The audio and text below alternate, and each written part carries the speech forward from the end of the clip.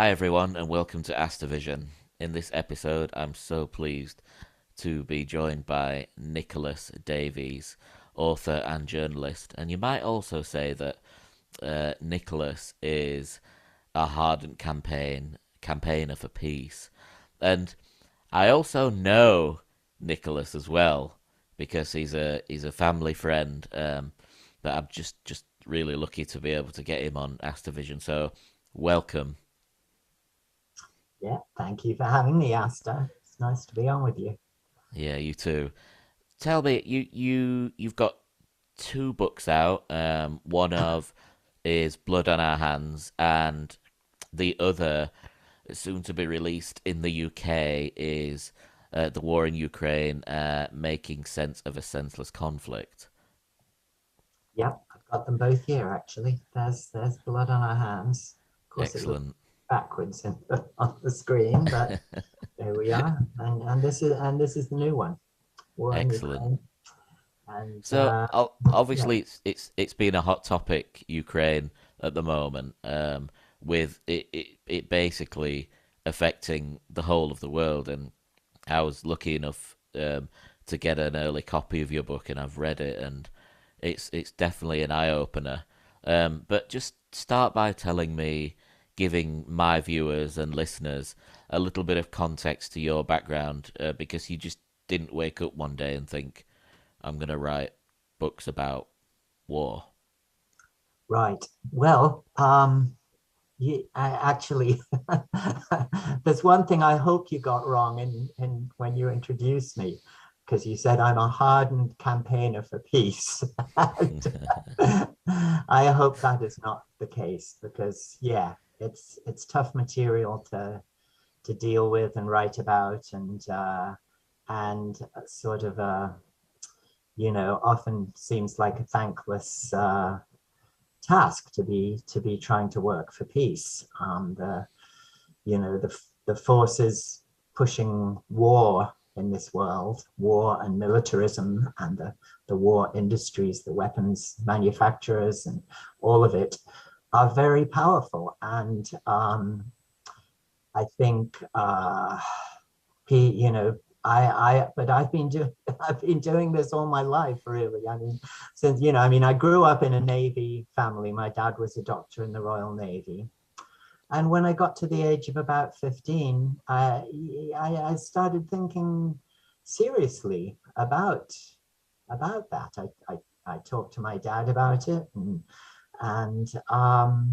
as a doctor in the Navy, there was a contradiction there. On the one hand, he's sworn to be, um, you know, uh, Healing people. yeah, the Hippocratic oath, do no Yeah. harm, and working to save people's lives, and yet sailing around on ships with 6-inch guns, obviously dedicated not to saving people's lives, but to killing people and destroying things. And so, um, That that must have been tricky, mustn't it? Because there's on one hand, there's two very different sides to a story there, isn't there? With your dad on the navy ships, and you seeing a contrasted life to that. yeah, well, and it's interesting, I think, in light of where we are in the world today, how he explained that to me, because what he said was that, well, I think the best way we can avoid war is by actually having a strong military, because that will deter anyone from attacking us.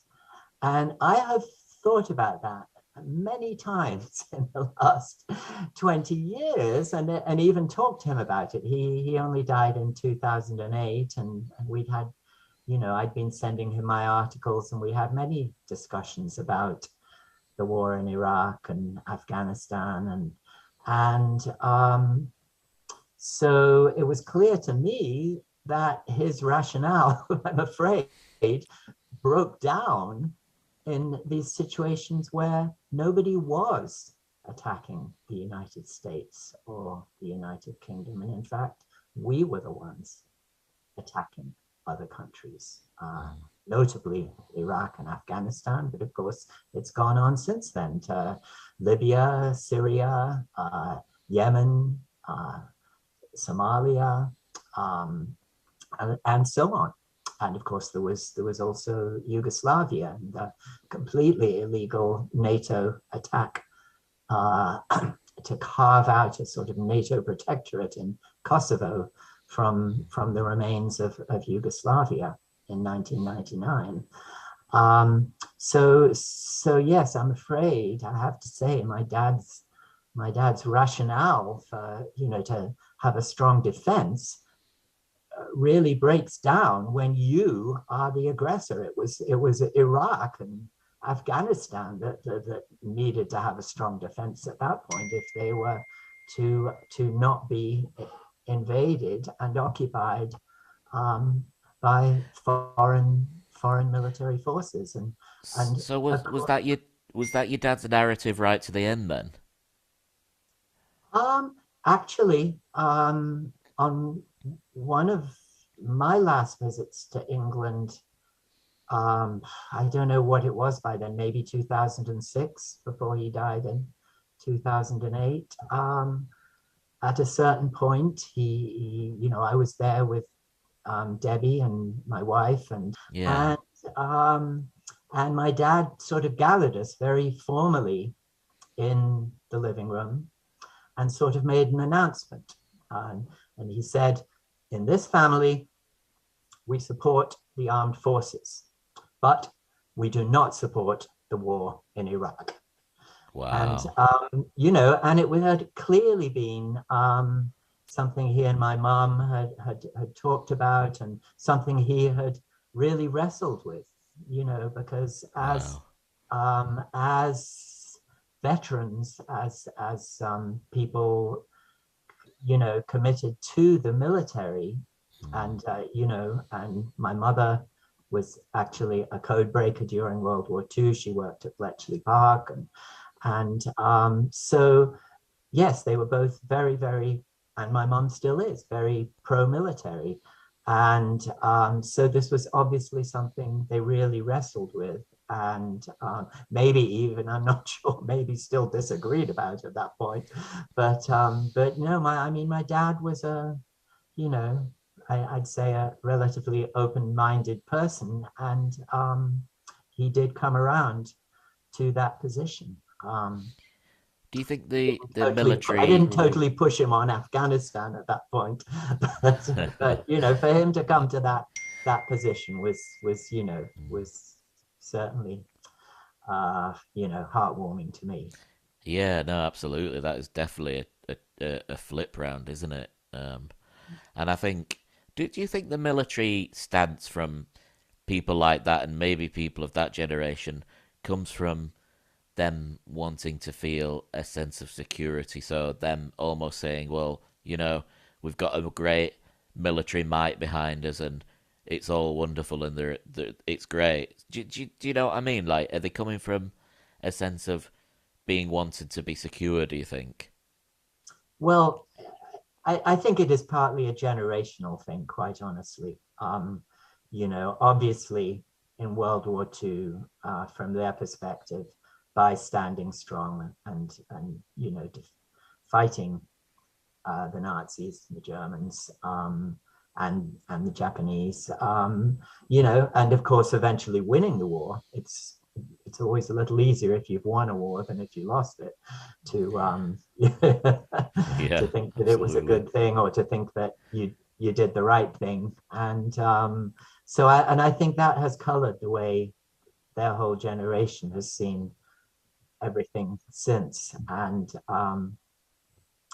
so I always remember my grandmother saying before she passed away that because she was a nurse in the war, mm, and you never really heard her talking about the bad things that happened, and the only conclusion I can draw from that is that they were that bad that she couldn't really bring herself to talk about it. And it worries me now, because if we fast forward to 2022, which we're in now, nearly 2023, that are things really improving, or are they in actual fact starting to ramp up again?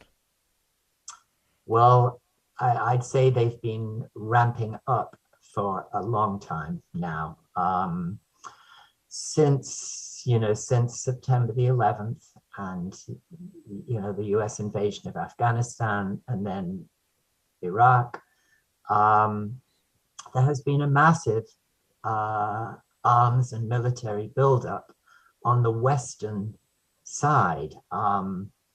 The US now spends as much on its military as the next 12 countries in the world combined, half of whom, or most of whom, I think, are in fact US allies. Over the last 20 years, um, the third largest military spender in the world, the country with the largest military budget over those 20 years, is the UK, the United Kingdom, Mm-hmm. third only to the US and China. And so, those wars became a pretext for a huge military buildup. And in fact, analysts have looked at that military buildup. In 2010, a guy called Carl Canetta published a study of what actually what the military buildup was really all about, and he found that only 52% of all that extra spending had anything to do with the wars in Iraq or Afghanistan. So we have this thing we call here in the US the military industrial complex. We were warned about it categorically, strongly, in his farewell speech by President Eisenhower in 1961, Yeah. talking about the unwarranted influence of the military industrial complex. We look at all these corporate interests, the banks, the big pharma, big agriculture, but really, I'm afraid to say that really perhaps the most entrenched and powerful of them all is the military industrial complex, in part because it's not just the arms industry. As Eisenhower said, it's the conjunction of a huge military with this huge arms industry. And so, in fact, what he wanted to call it, and he was talked out of this by his aides, he wanted to call it the military industrial congressional complex, because it's really a sort of, it's a stool with three legs, because who provides the money for all that? It is Congress that year after year votes these huge amounts of money to spend on new weapons and bases all over the world. The US has about 800 military bases in other countries. And I mean, really, I spent the first part of my life in the last outposts of the British Empire and the tail end, the fading British Empire. I was born in Sri Lanka. I lived in Hong Kong. I lived in Gibraltar. I lived in Malta, different bases in England and Scotland. And Was that when you were traveling around with your dad? yeah, exactly. But just through my through my childhood, I mean, those overseas postings were mostly in the very early part of my life, because as my mom says, every time we left one of these bases, they closed it down. We were sort of the ones leaving, and sort of, well, lock the door behind you, and that's it. And so I have gone from, growing up and observing as a child the end of the British Empire to, as an adult, watching what I really hope will be the end of the American Empire. Yeah, because you live in America, don't you? Live in Miami, I live in and Miami, exactly. you must. I mean, really, you're in it, aren't you? There, you can see what's going on, and wh- where do you think, you know, the book aside, because I want people to read that and absorb that themselves, and I want them to buy it. But I want you to tell me where is this all rooted from? Because when we were born, we weren't born as fighting animals. We weren't born as, we weren't born with weapons in our hands. We were born as loving human beings that want peace.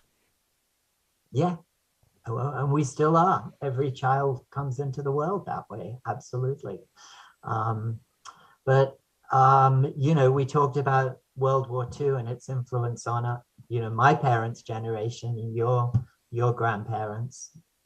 Um, and actually, part of my influence, I think, comes from the generation before that, because my my grandmother and her sister Stella, who I was very close with, I was at boarding school from the age of 8. My parents were up in Scotland, and I was at boarding school in Oxford. And my grandma used to come and take me out on the weekends, and very often her sister Stella, who was a social worker in the East End of London, would be there also visiting for the weekend. And they they lost their much younger brother, their baby brother, on the first day of the Somme in Wow. 2016. He, Robin Masterman, had he'd survived Gallipoli, sent out there as a second lieutenant at the age of 17. Um, he was able to go straight in as an officer because he'd been at Harrow School and done military training there, um, as I did at Sherborne in the 1960s and early 70s. And so, and after that, my Aunt Stella joined up as an ambulance driver on the Western Front. And I mean, I've studied it a bit, and read novels about it and seen TV shows and things. I really can't imagine what horrors she Mm, witnessed. Going mm, up to the front and picking up ambulance loads of shattered British troops to bring them back to the field mm. hospitals. And after that, actually, she was a fireman in the East End during the Blitz. Like your grandma, who I know was at Guy's Hospital. Yeah. Um, likewise, you know, dealing with the people who bombed out of their houses, and you Wow. know, and so my you know my grandmother and my aunt Stella, they were the first people really who told me, because I grew up playing soldiers, as we did, reading comics and books about, where the heroes were the soldiers, the troops, the ones who won the Victoria Cross, and and Yeah. and they would see me. I learned not to play soldiers around them because I bet. they Yeah. would they I remember um, my grandmother saying to me, she said, you know, war is not a game. War is a terrible thing. And so yes, so I had that influence, but So uh, what do you think when you, I don't know, get up in the morning, you switch the news on again, like myself, and you see uh more and more money, money that obviously exists, but your normal, Joe Bloggs is struggling with money. You know, they don't see it. Money that is filed constantly into this. You know, this Yeah, I call it a business. You know, yeah, what do you think about that? Because when I yes. look at it, I'm just like, how can I be sat here as a person with a disability, kind of worried about my future and where my care will come from, and then on the other hand, these people are lobbing missiles at each other that costs God knows how much. Yes, it's the business, it's the business of war. And and really, I mean, I think we should have learned actually from, because I I mean, even as I was growing up after World War II, you know, we forced Germany and Japan to adopt essentially pacifist constitutions, to not rebuild their arms industries. So all the genius and the best brains, while our best brains and our resources were being poured into, you know, the Cold War and developing the most advanced, most deadly weapons for the next 45 years, what was happening in Germany and Japan? Within about 10 years after the war, certainly within 15, 20 years after the war, they were producing the best cars in the world, the best consumer electronics in the world. Um, you know, probably Germany first, and then followed by Japan, and that their civilian economies were, um, you, you know, they cleaned our clock in terms of the you know, those industries and the civilian peacetime industries that they developed. As far And as as far so, as so I mean, beauty, but my question is, did we learn nothing from that? You know, I and don't think we and did. and so when the Cold War ended, it was hailed. It was hailed. We, you know, in the U.S., we talked about a peace dividend.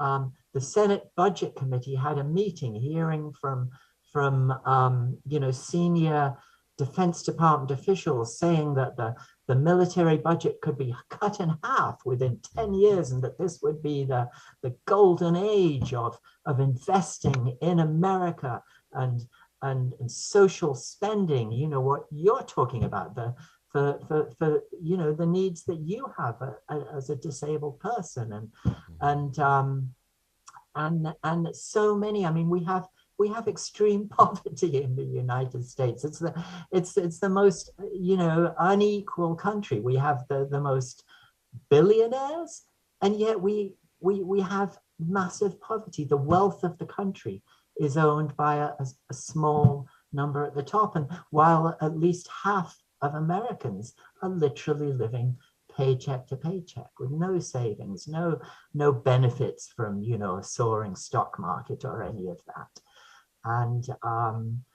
And so, but so what happened to that peace dividend? I mean, this is sort of the crux of how we ended up where we are. Um, and in the course of the 1990s, essentially, the military industrial complex, all those powerful interests that had that vested interest in maintaining, you know, an expensive, huge military establishment, um, even though their enemy had completely dissolved. They had no, Mm. there was really no threat anymore. Um, but this group came together called the neoconservatives, and they came together around an organization called the Project for a New American Century. And their essentially, you know, their argument was that, you know, America in the wake of World War II had had its age of, you know, maximum prosperity, and had become the, you know, dominant power of the whole world, and so the key to maintaining that for another American century was, lay in its military and its weapons, and that it needed to use them. They because would they were say there. preventively, I would say aggressively, Mm. to maintain American power in the world. So And do you think the heart of it comes? Do you think, well, not heart is probably the wrong word, but do you think it stems from America then? yes, absolutely, because I mean, where, you know, I mean that, and in fact, what happened as America then, um, after September the 11th, this absolutely instant military response to attack Afghanistan, and that was not. It did not have to be that way. There's a guy who wrote the preface to my book, on Iraq. His name is Ben Ferencz. He's the last surviving prosecutor from the Nuremberg war crimes trials. He prosecuted, uh, well, he was the prosecutor of what was called at the time the greatest murder trial in history, the trial of the SS generals and officers who were responsible for following the troops into Eastern Europe and massacring communists, Jews, gypsies, undesirables, anyone who would be a problem for the German occupation of those Mm. countries. And so the defendants at the trial he prosecuted were charged with altogether murdering about a million innocent civilians. Yeah, And of course we all know about Auschwitz and yeah, the concentration camps where that actually became industrialized.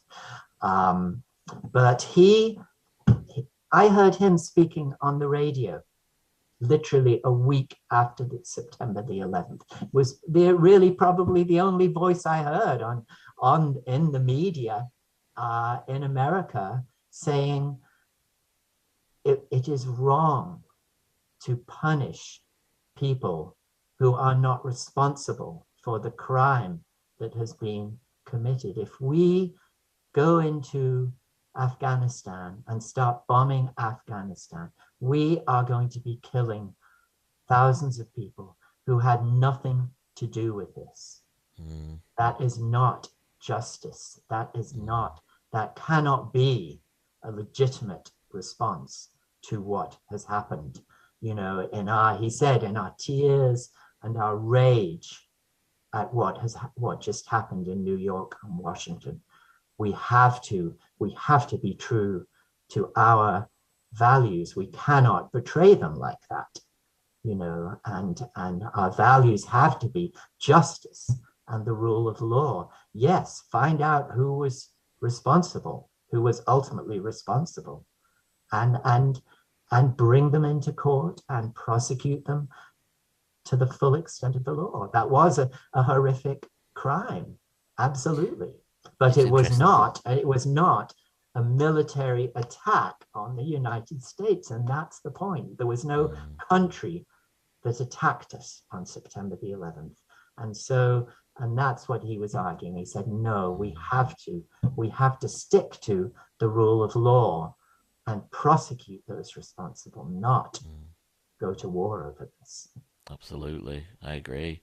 And it's interesting you say about the innocent who pay for it in the long run, because with the war in Ukraine and that people are paying for it all over the world, aren't they? Certainly here in England, people are paying for it with everything, cost of living going sky high, and and I'll always remember when our former Prime Minister, I'm even embarrassed to call him the Prime Minister, Boris Johnson, um, went over to Ukraine and apparently advised Zelensky, the Ukrainian, to not negotiate. I mean, that's just, to me, it's just backwards, isn't it? Yes, I mean the as we say in the book, you know, conflict resolution uh, experts understand very well that the easiest time to stop a war is at the very beginning. Mm. As the longer a war goes on, the harder people's hearts are hardened to each other. The more each side is just incensed about the atrocities committed by the other side, and so it gradually becomes harder and harder to stop it. The war becomes entrenched, and and uh, um, and that was what was so dangerous about what Johnson and American officials did at that time. They you know, the Financial Times reported in March, only a month into the war, that Russia and Ukraine had the framework of a 15-point ceasefire and peace plan, Mm. which really, which both sides, in which both sides achieved the, you know, their sort of minimum requirements. It was they both made compromises, but the results were acceptable to them both, and it involved Ukraine agreeing to become a neutral country, agreeing not to join NATO. Um, it involved that um, Russian speakers in Ukraine, of which there are millions, being allowed to speak Russian, to study in Russian, to publish in Russian, and to go to school in Russian. Um, and and the you know the stickiest part of it really, which they were still trying to work out, was, well, what to do about Crimea, which had basically defected to Russia in 2014 after there was a coup in Ukraine, which the US supported. And we can talk about that a bit more. But then also Donbass, after the coup, the people of Donbass formed what they called the Donetsk and Luhansk People's Republics. They declared independence from Ukraine, and they got support from Russia, because the Ukraine tried to take them back by force, and Russia helped them to defend themselves. And so what was to be, how was that going to be resolved? And they were working on it. I mean, I think that from what the media reports said, the basic idea was that they would not resolve those immediately. There would be some kind of transition period with some kind of maybe internationally supervised referenda Yeah. and elections. So, but also, I mean, another option for Donbass has been all along what was agreed to in 2015 in the Minsk II peace agreement. That was agreed on by Russia and Ukraine, and critically the People's Republics, and also with Germany and France as mediators, and and also the Organization for Security and Cooperation in Europe, the OSCE, was involved, and they came in as monitors to monitor the ceasefire. They had 1,300 monitors and staff monitoring the ceasefire in Donbass from 2015 to 2022 for 7 years, and the cap over that time, the casualties came down year by year by year. To really most, you know, about 14,000 people were killed in that civil war, but most of that, the vast bulk of that, was before the signing of the Minsk II Accord in February 2015.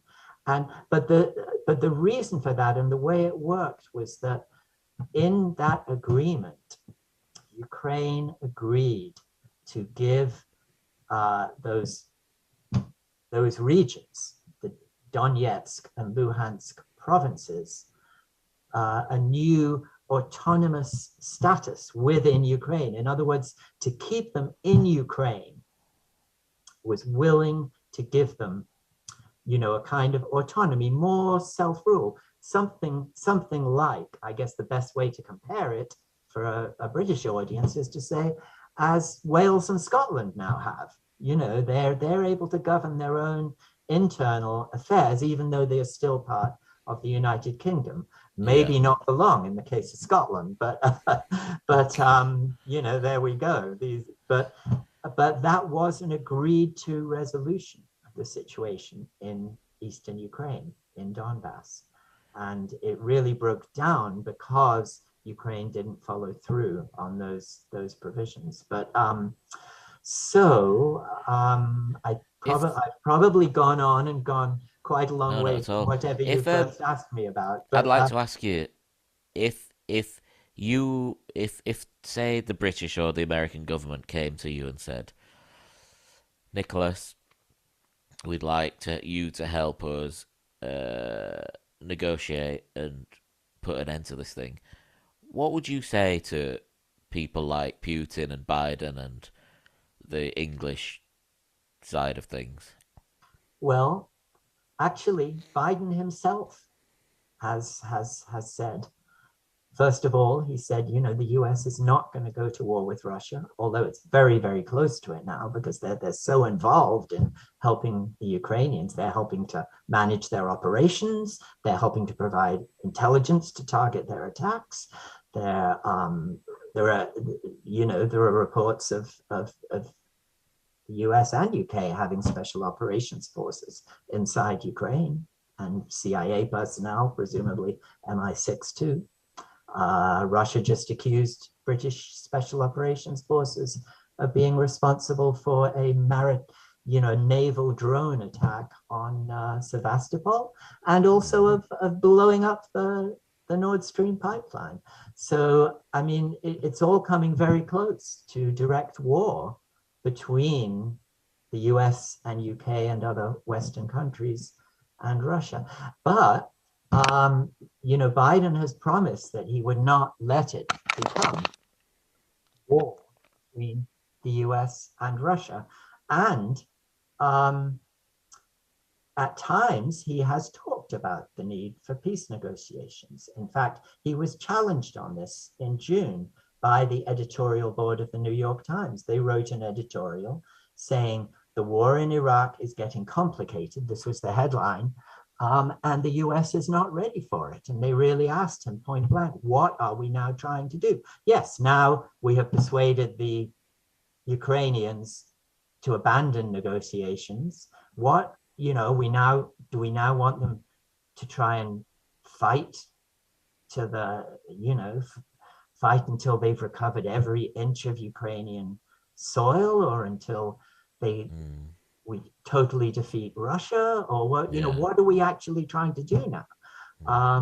And about a week or two later, Biden actually responded to that with a letter to the New York Times, and he said, we are arming Ukraine to fight the Russians, but also to put them in the strongest possible position at the negotiating table. So on the one hand, they're telling Ukraine not to negotiate. And on the other hand, they're admitting that, well, this has to end up at the negotiating table. And Medea and I wrote an article about the UN General Assembly. We watched the whole thing and read the transcripts, and 66 countries, including the two largest countries in the world, India and China, and representing more than half the world's population, spoke out at the UN General Assembly, just pleading for diplomacy and peace negotiations to bring this war to an end, because as you said, this is affecting the whole world. Yes, Britain's having a hard time. Europe is having a harder time than the US. The US has profited from this, now building liquid natural gas terminals to send, to send American fracked gas to places like Germany. But the worst effects are on the global south. Poor countries that have been depending for years on wheat and maize and fertilizer and sunflower oil from two of the largest producers of all those things, which are Russia and Ukraine. And they are really hurting. And some of those leaders from Africa speaking at the UN General Assembly, they were, they were really decrying the West's insistence that the war had to go on because they're facing famine. They're already facing famine, many of those countries, because of the climate crisis. And of course, this has diverted so much of the world's attention from the climate crisis, to the war in Ukraine. And so there are these calls for peace, calls for negotiation. And in fact, as I told you before we came on the air, there is actually good news today. There's good news from Ukraine. And that's, when did we last get good news from Ukraine? They've pulled out. They've pulled out the troops from Kherson? Is that? They've announced that they are pulling all the Russian troops out from Kherson. Kherson. What does that mean, Sandiv?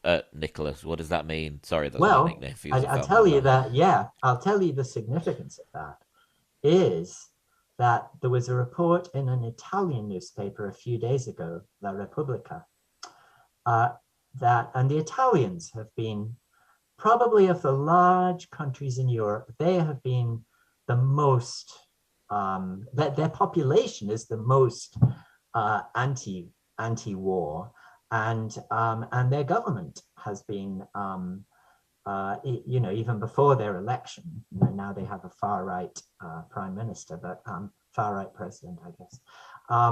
But what the newspaper said is that within NATO, they are now discussing, they have been discussing. So what does it mean for Ukraine to be in a strong enough position to go back to the negotiating table and, and get, a strong agreement from their point of view, so to negotiate strongly, to negotiate from a position of strength, and really try and get the best agreement they can. And what apparently, according to La Repubblica, what they settled on.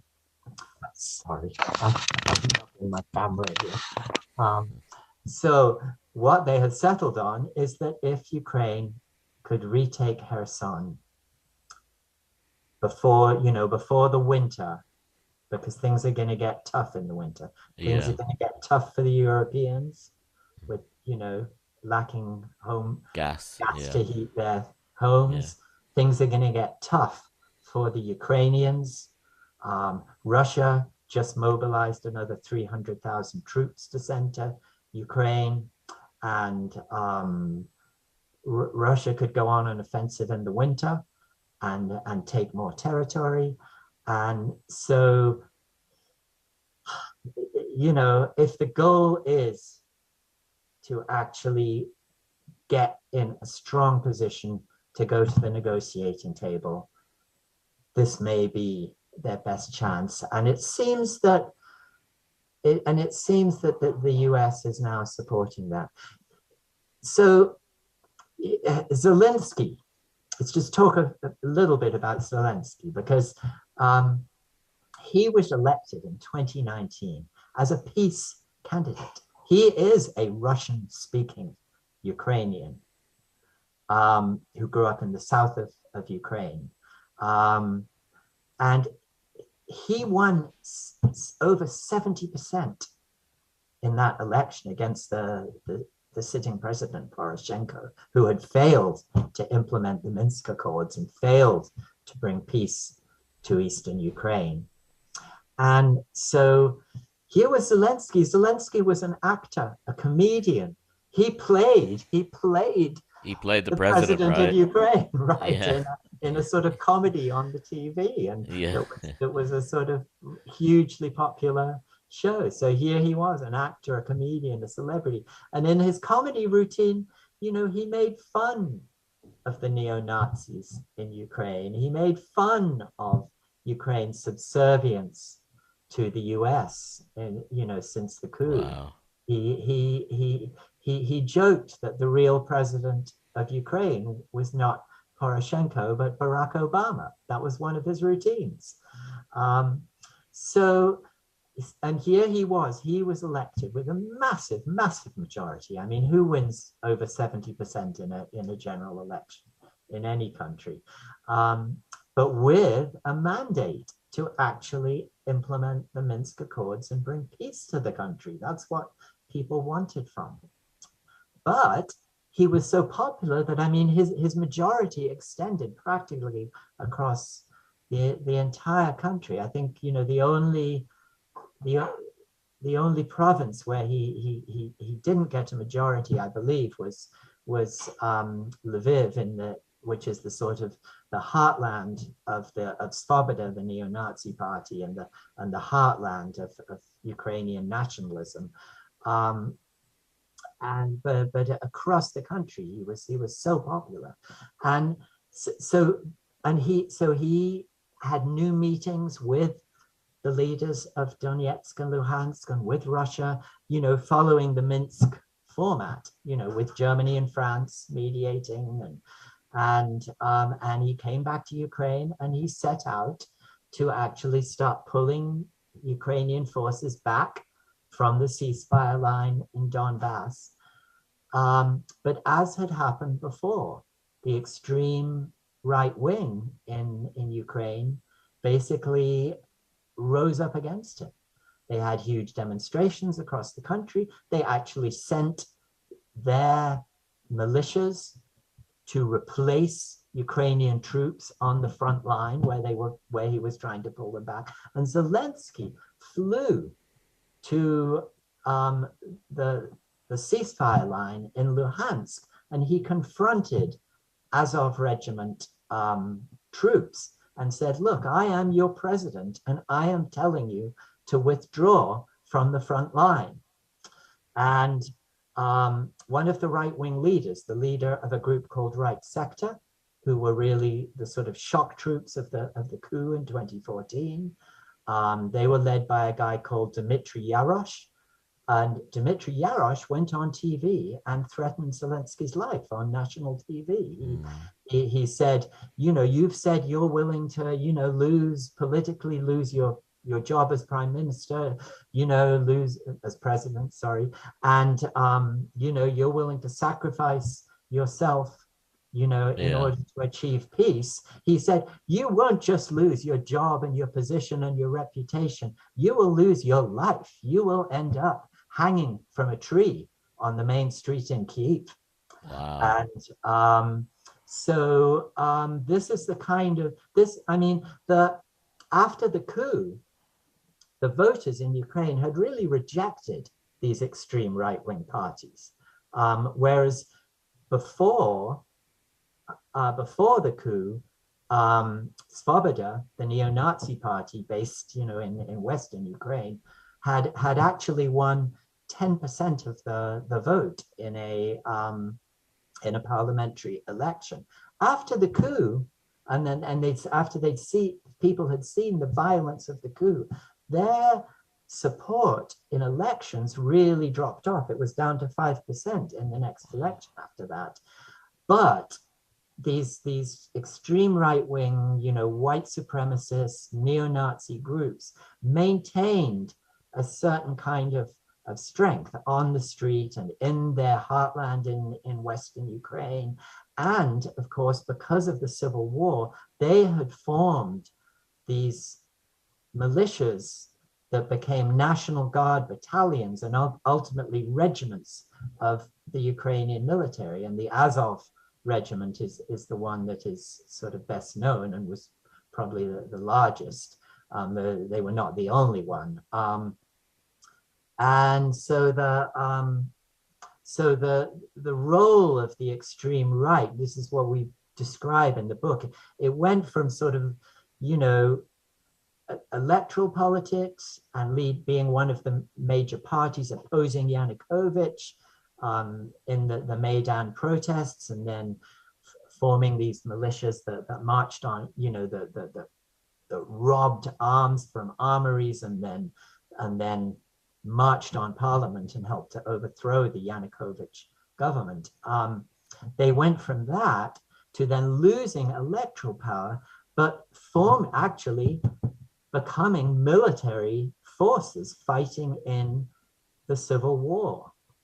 And the Azov Regiment really became a magnet for white supremacist and extreme right-wing and neo-Nazi groups around the world. And the Sufan Center that investigates those kind of groups in the United States wrote reports on the Azov Regiment and how it was networking with all these groups around the world to foster this extreme right-wing white supremacist ideology. And there were people linked to the Azov Regiment who committed dreadful things. Brandon Tarrant, who attacked the mosque in New Zealand, had contact with Azov, and there was a group that was one of the groups organizing the